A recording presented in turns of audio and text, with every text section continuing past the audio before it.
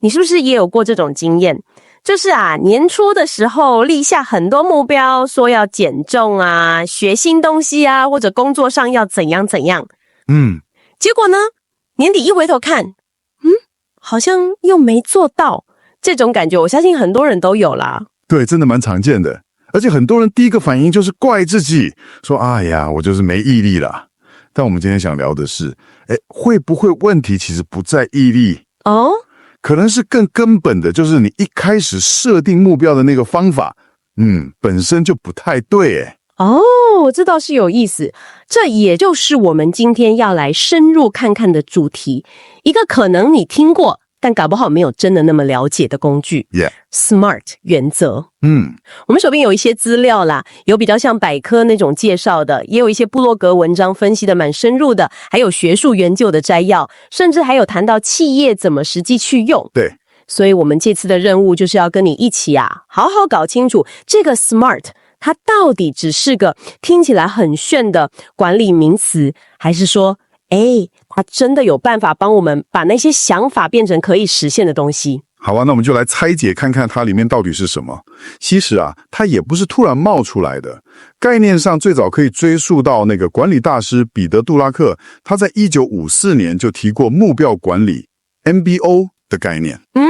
MBO 我听过。对，不过把 SMART 这5个字母这样清楚框出来的是 George T. Doran 在1981年的一篇文章。他的想法很简单，就是提供一个更具体、更好操作的清单，让大家设定目标的时候，不会只是讲一些很模糊的愿望，算是一种检查工具啦。SMART 5个字母嘛 ，Specific, Measurable, Achievable, Relevant, Time-bound。好，那我们一个一个来看。第一个 S Specific 具体。这个听起来好像很直白，就是不要模模糊糊的，像说我要变健康，这样就不行，对不对？没错，是这个意思。但具体的厉害之处在于它会逼你去想，你到底确切的想要完成什么。变健康太泛了。如果你把它改成，比如说我想要每周至少3天，晚餐之后去散步半个小时，这个就很具体了。对，他就把那个行动给定义出来了，排除了那些模糊不清的地方，让你知道第一步该做什么。了解，但只有具体好像也不够。如果没办法追踪，可能做了几天就不知道进度到哪了。所以这就带到第2个 M Measurable 可衡量。对，正是如此。可衡量这个 M 就像是为你的目标装上一个仪表板，你需要有数字或者很明确的指标来判断说，我进步多少了，离我的目标还有多远。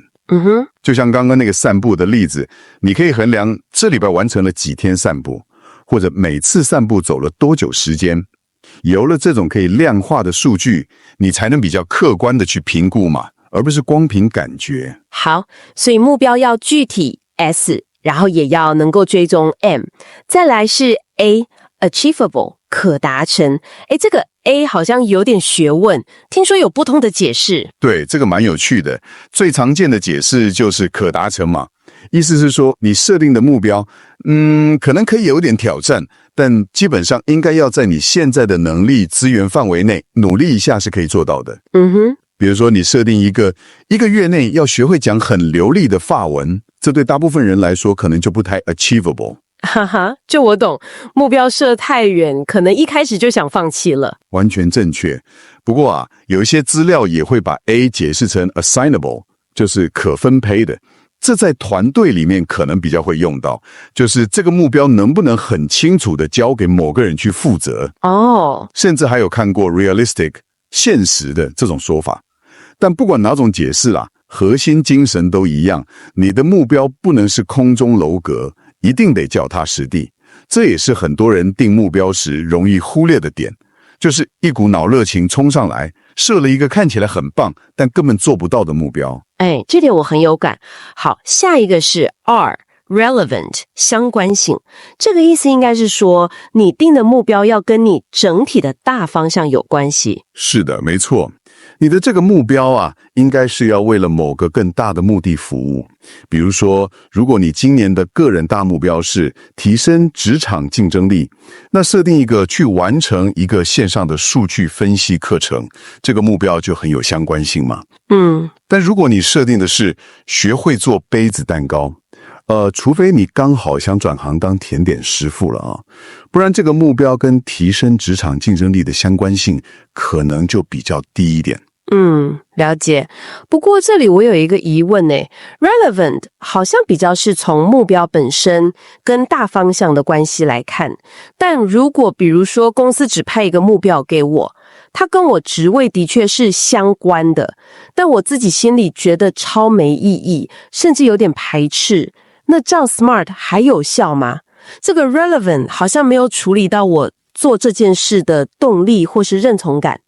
这个问题非常好，也点出了 SMART 可能的一个限制。传统上 R 这个字比较强调的是目标跟组织的大方向，或是你个人规划的对齐 alignment。 对，但你说的完全没错。如果执行的人本身就说他缺乏那个内在的动力，或是他根本不认同这个目标的价值，那就算这个目标设定的再怎么 SMART， 执行的效果可能还是会打折扣。这也是为什么很多管理的讨论会强调，目标设定的过程需要沟通，需要建立共识。顺带一提，我们看到的资料里面，像那份研究 T 公司的摘要啊，他们在实际操作上有时候会把 R 解释成 realistic， 也就是现实的。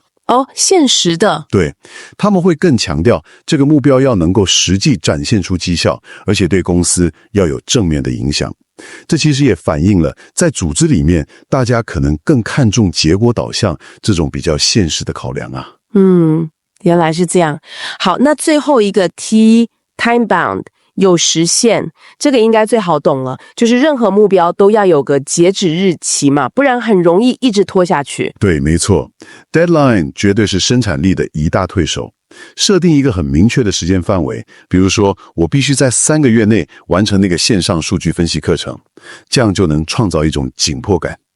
它也能帮助你好好规划进度，避免掉入那种等我有空再说啦的陷阱。而且不同的目标时间范围也可以不一样，短期的可能几个月，中期的可能半年1年，长期的甚至好几年都有可能。好， SMRT 这5个字母我们算是拆解完了，要具体 specific， 可衡量 measurable， 可达成 achievable， 相关 relevant， 还有有时限 time bound， 听起来确实蛮完整的。那我们来看一些实际例子吧，比如说一个业务说他想提升业绩，如果光这样讲就很模糊嘛，套用 SMART 会变怎样？我们可以这样来试试看哦。原本的目标可能就只是提升业绩，那 SMART 化之后呢， S 具体可能会变成我要专注开发某个特定产业的新客户，目标是这个季度要签下3张新的订单，而且每张订单的金额至少要35万。M 可衡量，这就很清楚了，每周要追踪我打了多少通开发电话，比如说目标30通，安排了几次拜访或会议，目标4次。最终的成功标准就是季末的报表显示，来自这些新客户的业绩达到或超过100万。可达成。这时候就要评估了，公司有没有提供客户名单的系统？我的产品跟竞品比起来有竞争力吗？我每周大概能空出多少时间来做这件事？比如15小时，需不需要找前辈帮忙指导一下？如果评估下来觉得可行，那才算 achievable。R 相关，这个业绩目标跟我个人的奖金有没有关系？跟我的绩效考核有没有联动？它是不是也能支持我们部门整体的策略？比如说要扩大市场占有率。T 有时限，这个也要明确。比如说我计划在本季度结束前，假设是3月31日，达成这个100万的目标。你看，这样一来，那个原本很模糊的我要提升业绩，是不是就变成一个很清晰、可以追踪、有挑战性，对你个人和部门都有意义，而且还有明确时间压力的行动计划了？真的非常清楚。那人目标呢？很多人都想存钱嘛，比如说我想存到200万，这个也可以用 SMART 来弄吗？当然可以啊，而且我个人觉得用在个人目标上效果可能更好，因为个人目标超容易无限期拖延的。哈哈哈，真的。那打算怎么存呢？主要是靠每个月薪水固定提拨，再加上一些比较稳健的投资，像是 ETF 或是某些定存概念的股票。M 可衡量，这个也好定。比如说每个月要固定存下2万元，然后每年年底要检查一下我的投资组合整体年化报酬率有没有达到预期的 5%。最终的指标就是我指定的那个银行账户或投资账户里面的总金额达到200万。A 可达成，这就要盘点一下了。我的收入稳不稳定？每个月存2万块，会不会让我日子过不下去？需不需要调整一下预算？少看几场电影，少买几件衣服？年终奖金能不能拨一部分进来？比如说50%，再加上预期的投资报酬，这个目标 realistic 的可行吗？而相关。这200万对我个人的意义是什么？它是不是实现我希望30岁以前拥有自己的房子这个人生蓝图的一部分？它能不能带给我想要的财务安全感？ T 有实现，打算花多少时间来达成？我计划在7年内达成这个目标，从欧年欧月欧日开始，到 X 年的 X 月 X 日截止。哇，这样一拆解下来，存钱这件事好像真的就从一个很遥远的梦想，变成一步一步好像真的可以走到的地方了。这对你来说是不是也觉得目标突然变得比较有感了？对，我觉得这就是 SMART 的价值所在。他把那个很抽象的愿望变得很具体，但故事还没完，对不对？我们好像还看到资料说，这个 SMART 还有进化版呢。没错，有些人觉得光是 SMART 还不够聪明，所以又把它升级了，变成 SMARTER，多了 E 跟 R 这2个字母。这又是什么啊？这个 E 代表的是 evaluation 评估，然后 R 代表的是 review 审视，这2个字母加进来，主要是想强调说，达成目标不是设定完就没事了，它其实是一个动态的过程。先说那个 E 好了 ，evaluation 评估，所以它的意思是在做的过程中要一直不断的检查，看看状况，有点像开车要一直看仪表板跟前面的路况这样吗？这个比喻蛮好的。Evaluation 强调的就是在执行过程中，你要定期的去检视，我现在的计划进行的顺不顺利啊？有没有碰到什么当初没想到的状况？需不需要调整一下我的策略？比如说你原本计划每周要跑3次步，结果发现下班后真的太累了，很难执行。这时候你就要 evaluation。评估一下，我是不是该改成早上起来跑，还是说把次数稍微调整一下，而不是硬撑，结果最后就放弃了。这样听起来让目标管理更有弹性了。那第2个 R 呢？ Review 审视，这个跟 evaluation 听起来有点像，差在哪里啊？ Evaluation 比较像是过程中的，比较及时的监控跟调整。而 review 呢，比较是事情结束之后的，点像下完一盘棋，回过头来看看我刚刚哪一步下得不错，哪一步是失误，是整个事情完成后或是失败后做的一个复盘跟学习。我懂了。比如说我设定的目标是跑完5公里，然后我真的达成了，完成了嘛？之后我 review 一下整个过程，发现说，原来我早上起床去跑步，对我来说效果最好，最容易坚持，这就是学到的经验。那这个心得就可以用在我下一次设定目标的时候。正是这个意思。Review 的核心就是从经验中学习，不管是成功的经验还是失败的经验，都可以从中提炼出一些宝贵的洞见，让下一次的目标设定和执行可以做得更好。所以 SMARTER 其实就是在 SMART 的基础上，又加上了这个持续学习跟动态调整的循环概念。听起来 SMART 甚至到 SMARTER 确实提供了一个很棒的思考框架，能够提高清晰度，增加动机，也方便管理时间跟衡量成果。但是它是不是真的那么神啊？好像我们看的资料里面也提到一些挑战或是一些要注意的地方。对，你抓到重点了。SMART 是个好工具，没错，但绝对不是万灵丹，在实际应用上会遇到不少坑。比如说，第一，目标设得太不切实际 ，overly ambitious。虽然我们前面说 A 是 achievable， 但有时候可能在压力下或是太乐观，还是会设定出一个真的很难达成的目标。这好像蛮常见的，尤其是年初定新计划或是开新专案的时候，那怎么办？解法通常是把那个大目标再拆解成更小的阶段性的子目标，或者不要只定一个死的数字，可以设一个有弹性的挑战区间。再不然就是事前多做一点风险评估，先想想看可能会遇到什么阻碍。第二个常见的问题是，有些目标的成果很难用数字去精确衡量，比如说提升团队士气最重，或是改善客户满意度等等。对，这种比较软性的目标，用那个 measurable 好像就卡关了。没错，这时候就需要去找一些替代指标，或是把标准具体化。比如说，提升团队士气这个目标，也许可以透过把年度员工匿名问卷里面工作满意度那个项目的平均分数提高 0.5 分来衡量。用问卷分数。对，或者去观察一些间接指标，像是员工流失率有没有下降，大家请病假的总天数有没有减少等等。重点就是找到一个虽然可能不是100%完美，但至少可以观察、可以追踪的依据。原来如此，找代理人指标的概念。那还有吗？时间压力呢？那个 time bound 会不会让人为了赶时限，结果就牺牲掉品质？这也是一个潜在的风险。如果时间框架定得太紧，或者根本不合理，确实有可能导致大家为了交差而草率行事。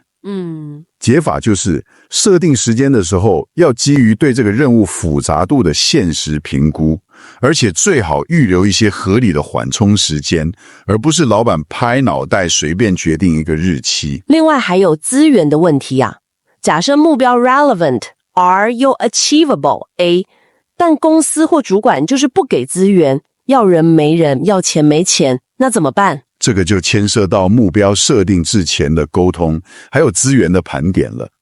理想状况下，目标应该要跟你能动用的资源是匹配的。如果资源明显不够，那就需要往上反映去争取支持，不然就是要调整目标的范围，或是降低一点期望值，否则那个目标就只是画大饼嘛。最后一个就是可能缺乏持续的追踪跟回馈机制，也就是我们刚刚讲 smarter 时那个 E 跟 R 没有做好。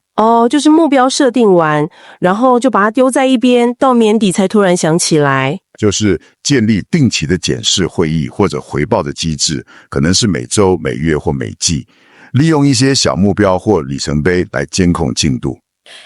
我们还看到有一篇文章提出一个蛮有意思的观点，他说 SMART 主要是在教你怎么样写出一个看起来很不错的目标，但是对于要怎么样真正去执行它，特别是那种需要大家一起合作的时候，好像琢磨不多。这个观察很敏锐，目标设定真的只是第一步，最后能不能成，关键还是在执行力。那篇文章我记得好像有提到另外一个框架，叫 POWER， 说可以跟 SMART 互补。他在设定目标的时候，就同步去思考执行的层面。P Positive Outcome Desired， 你希望达成的正面结果是什么？这跟动机有关。O On Role， 谁是这个目标的主要负责人？把责任厘清。W What Task to be done，具体需要完成哪些任务，时间点排出来，化成实际行动。Evidence of accomplishment， 你怎么知道你成功了？成功的具体样貌是什么？把成功定义清楚。Relationships required， 你需要哪些人的协助或合作？盘点需要哪些人帮忙。哇，这个 POWER 听起来更关注人跟怎么做的面向所以 SMART可能比较像是建筑师画的蓝图，但 POWER 更像是施工的说明书。可以这样理解。这也提醒我们，单靠 SMART 这一个工具可能还是不够的，特别是在比较复杂的组织环境里面。就像我们看到那份研究 T 杠4的摘要啊，他们虽然有导入目标管理，通常会搭配 SMART 方法，但同时也用了像 SWOT 分析，评估自己公司内外部的优劣势跟机会威胁，还有 PDCA 循环，计划执行检查行动，这种持续改善的方法等等其他的管理工具来辅助。而且我记得那个 T 公司的结果好像也不是用了就100%成功。对，这正是最值得我们注意的地方。那份研究是追踪了好几年的，分析 T 公司导入目标管理的效果。结果发现啊，虽然整体来看，大概有 60% 的目标项目确实对部门的绩效有带来正面的影响，尤其像是在行销、生产制造、物料管理这些单位，效果蛮明显的。但是仍然有大概 21% 的目标，只是维持现状，没变好也没变坏，甚至还有将近 19% 的目标，反而带来了负面影响。哇！将近1/5的目标反而让事情变得更糟，这听起来有点吓人呢。SMRT 不是应该让事情变好吗？这就凸显了目标管理本身的复杂性啊，会产生负面影响，可能原因很多。也许是目标一开始就设定不恰当，譬如说过度强调短期数字，结果牺牲了长期的发展，或者是资源分配出了问题，内部有冲突，也可能是外部环境变了，或者是执行过程中出了差错。这再次证明了 SMRT 这个框架本身，它并不能保证成功。它需要被正确的理解，很灵活的去应用，而且通常都需要搭配其他的管理方法，还有持续的监控跟调整，才能真正发挥最大的效益。好了，我们今天从 SMRT 最基本的定义5大要素 SMART 一路聊到实际的例子，进化版的 Smarter， 甚至还谈了它的限制，还有在真实世界应用有多复杂。绕了这么一大圈，对正在听的你来说，这一切到底意味着什么呢？总结来说呢， SMRT 原则提供了一个非常有价值的结构化思考框架，它有点像是强迫你把你脑中那些模糊的想法好好的打磨，变成清晰可以衡量也可以化为行动的计划。它像一个校准器，可以提升你设定目标的精准度。而 Smarter 呢，又更进一步提醒我们，达成目标不是一条直线，它是一个动态的旅程，过程中需要不断的评估、反思跟调整。所以它不是一张用了就保证成功的魔法符咒，但绝对是一个很强大的辅助工具，对吧？如果你以前设定目标常常半途而废，或许可以回头检查一下，是不是在哪个字母上卡关了？是 S 不够具体，还是那个 A 太过遥不可及？正是如此，而且更重要的是，要结合你自己的实际情况，你手上有哪些资源，甚至可以搭配我们刚刚提到的 POKER 或是 PDCA 这类的执行方法，才能让 SMART 不再只是写在纸上的口号。那么听完我们今天的讨论，也许你可以立刻试试看，找出你现在心里最想达成的一件事情，不管大小，拿起纸笔，用 SMART 或 Smarter 的这个框架，为自己规划一份更聪明也更可能实现的行动方案吧。最后呢，想留一个问题给你继续思考一下。SMART 很强调具体可衡量嘛，但是面对那些非常重要，可是本身就很难量化的目标，比如说我想提升我们团队成员之间的信任感，或者我要培养自己的批判性思维能力，又或者我想激发我们部门的创新氛围。像这种目标，我们该怎么样运用 SMART 的精神，而不是死守它的字面规则，来有效地引导自己或团队往前走呢？这或许是 SMART 应用当中更深一层的艺术所在了。好的，非常谢谢你的参与，希望这次的讨论对你有所启发，我们下次见喽。